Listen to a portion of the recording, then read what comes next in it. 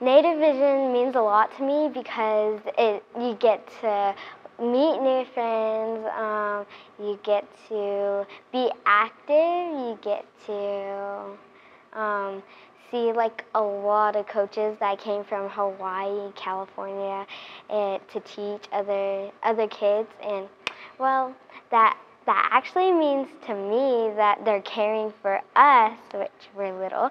They're caring for us, and you get to do other sports you want to. It's very fun that you get to play. You get to be healthy, and it's just right for your body.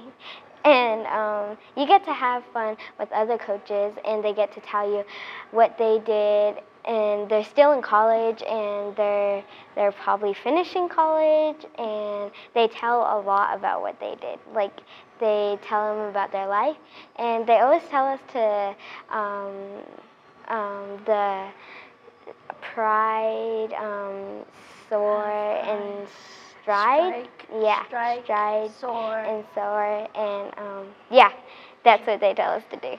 And you have trustworthiness of others. You never be afraid to help them. You have to have effort. Okay, so teamwork and if you got a new idea, you can bring it up. Like they say, never be scared of saying something. You just let it out. Okay. Yeah. Action.